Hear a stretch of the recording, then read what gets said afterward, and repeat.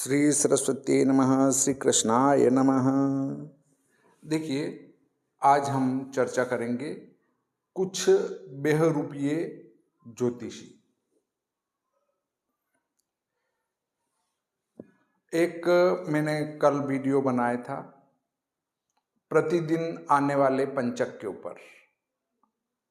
उस पर कोई विद्वान के द्वारा मुझे कोई विद्वान ने जवाब भेजा है। उसमें उन्होंने बताया कि ये प्रतिदिन 24 घंटे आने वाले पंचक आंध्र प्रदेश और तेलंगाना में माने जाते हैं। ये निकाले जाते हैं तिथि, वार, नक्षत्र और लग्न मिलाकर। अगर लग्न मिलाकर निकालते भैया तो उसमें लग्न 2.25 घंटे का भी होता है, 2.25 घंटे का भी होता है। स्थान भेद से वो 1.5 घंटे का भी होता है, 2.5 घंटे का भी होता है। तो आपका ये जो पंचक आ रहा है, कभी 48 मिनट आ रहा है, कभी 1 घंटा आ रहा है, कभी 45 मिनट आ रहा है, तो ये उस लग्न से तालमेल कहाँ हुआ। और तिथि का समाप्ति काल अलग आ रहा है, नक्षत्र का अलग आ रहा है, वार 24 घंटे रहता है, तो उससे कैसे आपने तालमेल बिठाया। लोगों को गुमराह करने की बजाय सही मार्गदर्शन देना ज्योतिषी का फर्ज है। ज्योतिषी आजकल डरा देते हैं, इसके तो काल सर्प योग है, बहुत बड़ा योग है, ये तो कुछ कर ही नहीं पाएगा। बेचारा डर गया, बोलो अब क्या करना है, तो 35,000 रुपये का खर्चा आएगा और इसकी शांति करवा देंगे। ये सब गलत है। काल सर्प योग है, मैं उस पर ध्यान ही नहीं देता। काल सर्प योग प्राचीन शास्त्रों में कहीं नहीं लिखा है। वैसे ही ये पंचक हैं, ये अभी अभी ये स्टार्ट कर रहे हैं। जैसे काल सर्प योग 20-30 साल पहले आया, ज़्यादातर 35 मान लो। इसके पहले काल सर्प योग नहीं था। हाँ था, सर्पशाप, सर्पदोष ये होते थे, परंतु ये काल सर्प योग बता के डराने वाली बातें पूर्व में नहीं हुआ करती थी। अब ये जो पंचक वाली बात है होती नहीं, परंतु आजकल कुछ बेहरूपियों ने इसको चला दिया है और बाकी भोले ज्योतिषी उसकी कॉपी कर करके पेस्ट करने लग गए। अब उनको ये पता नहीं कि ये कर क्या रहे हैं, हो क्यों रहा है, हो कैसे रहा है। किसी विद्वान ज्योतिषी ने निकाला होगा, पेस्ट करो कॉपी करके। ये बिल्कुल फर्जी और भ्रमित करने वाली बात है। अब उन विद्वान ने पूछा कि ये एक दूसरे की बुराई का काम ही करते हैं या इनको कुछ पंचांग का गणित भी आता है। तो मैं आपको ये बता दूं कि मैं जो है श्री भादो माता पंचांग का कार्य 25 वर्षों से करता हूँ अपने खुद के, और 4-5 पंचांग का कार्य और करता हूँ। इसके अलावा भी बता दूं, विश्व सायन लग्न सारणी, विश्व दिनमान सारणी, विश्वोपकार नयनम, इन पुस्तकों का मैं लेखक हूँ। इसके अलावा दूसरा और पूछना चाहते हो तो भविष्यफल मार्तंड तेजी मंदी की पुस्तक 15 साल 20 साल तक मैंने चलाई है, उसके बाद इस साल से बंद करी है। और बता दूं कि और कुछ पुस्तकें चाहिए तो मैं लिख सकता हूँ, 1 महीने में 1 पुस्तक लिख सकता हूँ, ऐसी 10 पुस्तकें और लिख सकता हूँ। परंतु आजकल पुस्तकें खरीदते नहीं हैं लोगों को चाहिए पीडीएफ के साथ। आप तो पीडीएफ दे दीजिए, हमें पुस्तक की ज़रूरत नहीं है, क्योंकि पीडीएफ के पैसे नहीं लगेंगे। तो ऐसी स्थिति में पुस्तक लिखकर क्यों समय खराब किया जाए। एक बार एक पुस्तक लिख दो, उसकी फोटो कापी खींच के पीडीएफ बनाई और सब तरफ जारी कर देंगे लोग। उसके बाद आपकी पुस्तक को कोई नहीं पूछेगा। इसलिए पुस्तकें और नहीं लिख रहा हूँ। बाकी ऐसी कोई बात नहीं है। पंचांग का गणित भी अगर आपको लगता है कि मैं गणित का थोड़ा बहुत जानकार हूँ कि नहीं हूँ, तो मेरे चैनल पर जाकर आप मेरी प्लेलिस्ट देखें पंचांग निर्माण वाली, उसमें आपको पंचांग निर्माण की गणित भी मिल जाएगी। तो आप इस प्रकार का विचार न करें कि मैं टांग खिंचाई कर रहा हूँ। मैं ज्योतिष के वास्तविक विद्वानों का सम्मान करता हूँ। ऐसा नहीं है कि मैं ज्योतिष की बुराई करता हूँ, ज्योतिषी की बुराई करता हूँ। जो वास्तव में ज्योतिष के विद्वान हैं वो पूजा के लायक हैं, क्योंकि वो सही मार्गदर्शन करते हैं। देखिए, अगर ब्राह्मण कोई ज्योतिषी है तो वो किसी को डराने का काम नहीं करता। हाँ ठीक है, ये योग है, इसकी शांति कराना, सब कुछ बढ़िया हो जाएगा। नहीं तो भय बताकर उनसे पैसे लेना ये गलत है। भय नहीं बताना। सामान्य कोई दोष होता है, उसका पूजा पाठ होती है, उसका परिहार होता है, वो सब कुछ होता है। तो उसके लिए ज्योतिषी अगर विप्र हैं तो वो आपका सही मार्गदर्शन करेगा। आजकल दूसरे भी आ गए हैं तो वो डरा धमका भी सकते हैं। ऐसा नहीं कह रहा हूँ दूसरे सभी बुरे हैं कि ब्राह्मण सभी आदर्श हैं, ये नहीं कह रहा हूँ। कुछ आपसी तालमेल में गड़बड़ी भी हो सकती है, परंतु ये ध्यान रखें कि इस जो प्रतिदिन पंचक आते हैं वो बिल्कुल गलत है, गुमराह करने वाली बातें हैं। और अगर मैंने कहा नहीं उस वीडियो में कि जिनने ये डाला उनसे एक से पूछा तो उन्होंने कहा कि लग्न शुद्धि हो तो भी इन पंचकों में काम नहीं करना। इस प्रकार तो आपके सारे मुहूर्त रुक जाएंगे। माना आपका एक समय पंचक चल रहा है, उसके बाद लग्न शुद्धि नहीं है, फिर पंचक आ गया, फिर लग्न शुद्धि नहीं है, तो आप कोई भी शुभ कार्य नहीं कर पाएंगे। ऐसे फर्जी पंचकों को चलाकर लोगों को गुमराह न करें। देखिए, हमारा जो मूल धर्म के निर्णय ग्रंथ हैं, धर्म सिंधु है, निर्णय सिंधु है, काल माधव है, कृत्यसार समुच्चय है, तिथि चिंतामणि आदि आदि जो धर्म निर्णय के ग्रंथ हैं। इसके अलावा भी जो कई एक पुस्तकें आती है जिनका नाम मैं अटक रहा हूँ, वो पुस्तकें भी जिनमें कहीं भी इसका उल्लेख नहीं किया गया है। मुहूर्त शास्त्र में कहीं इस दैनिक पंचक का उल्लेख नहीं है। हम जो कोई मुहूर्त निकालते हैं तो शुभ समय ज्ञात करना, तो शुभ समय ज्ञात करने में कहीं भी इस दैनिक पंचक का उपयोग नहीं लिखा गया है। अब आप कहेंगे नहीं लिखा, इसका अर्थ ये नहीं कि नहीं हो सकता है। अरे भाई, अगर होता तो वो मुहूर्त शास्त्र वाले सबसे पहले अंकित करते कि साहब इस प्रकार के पंचकों का त्याग करें। दिन में जो घंटे घंटे के 48-48 मिनट के जो पंचक आते हैं उनको छोड़कर मुहूर्त करें। ऐसा किसी मुहूर्त शास्त्र में नहीं लिखा है। अगर किसी विद्वान के पास है तो कृपया उस पुस्तक का हवाला दें, उसके श्लोक और वो पेज संख्या वगैरह लिखकर भेजिए।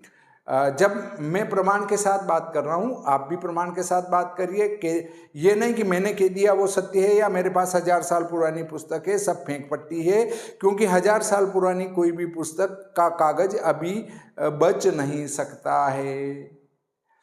अगर आप कहेंगे फोटोकॉपी रख रखी है तो भी आप झूठ बोल रहे हैं, क्योंकि फोटोकॉपी अभी ज़्यादा से ज़्यादा मान लो 100 साल हुए चले, उससे 900 साल पहले की पुस्तक है आपकी, 100 मतलब 1000 साल पुरानी है, तो 900 साल पुरानी है। जब थी तब फोटोकॉपी करवाई, तो फोटोकॉपी करवा कैसे ली? ये सब फेंक पट्टी वाली बातें हैं और किसी के चक्कर में नहीं पड़ना है, ये सब गलत है। दूसरा जो मैंने कहा था, बेहरूपीय ज्योतिषी कुछ, सभी नहीं, ओरिजिनल भी है जो सही मार्गदर्शन करते हैं।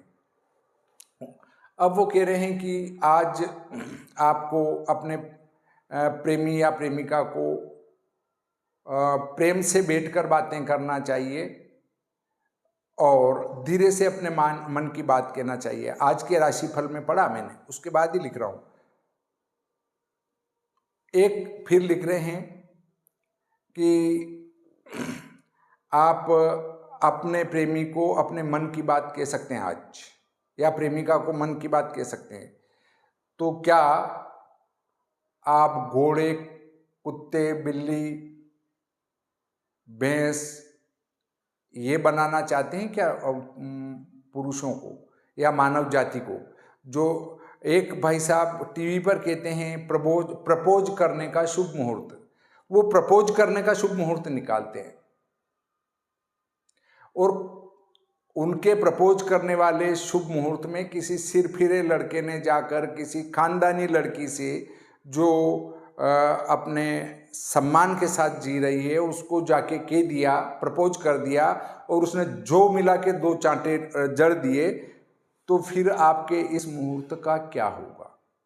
तो इस प्रकार के फर्जी मुहूर्त ना निकालें, क्योंकि ये गलत है। ज्योतिष में कहीं भी प्रपोज करने का मुहूर्त नहीं दिया है और आप टीवी पर बैठकर प्रपोज करने का मुहूर्त निकाल रहे हैं, अर्थात आप करप्शन बढ़ाना चाहते हैं।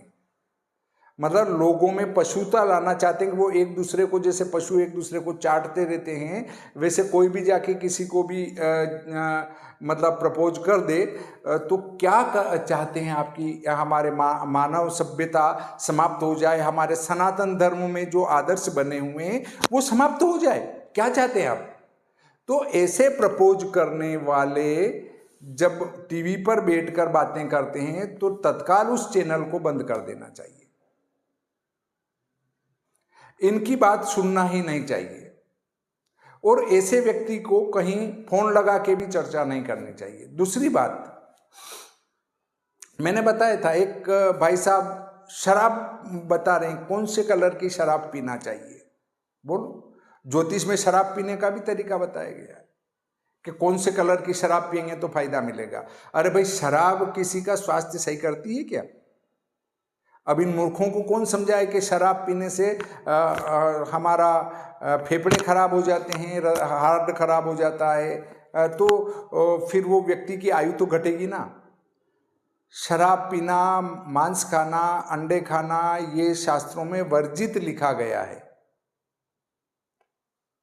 तो और ये शराब पीने के और उन्मुख कर रहे हैं लोगों को।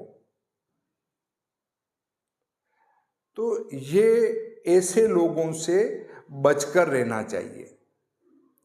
मैं आपको ये बता दूं कि अगर आप एक ज्योतिष का सम्मेलन आयोजित करें और पूरा निशुल्क रखें, भोजन व्यवस्था निशुल्क, सोना खाना पीना सब निशुल्क, सब कुछ, और 2 दिन 3 दिन का रखें और शर्त रख दें कि आप जन्म पत्रिका के विद्वान हैं तो आपको मंच पर खड़ा होकर जन्म पत्रिका का हम कोई भी गणित का विषय देंगे, उस पर बोलना पड़ेगा जो कि सामान्य होगा। और पंचांगकर्ता को ये कह दें कि आपको पंचांग निर्माण से संबंधित प्राथमिक जानकारी को मंच पर खड़ा होकर बोलना है। तो आप देखेंगे कि मुश्किल से 2-3 सदस्य आपके ज्योतिष सम्मेलन में आएंगे, बाकी कोई आने वाला नहीं है। अगर आप वास्तव में ये चाहते हैं कि वास्तव में ज्योतिषी कितने हैं, तो वास्तव में कोई नहीं है।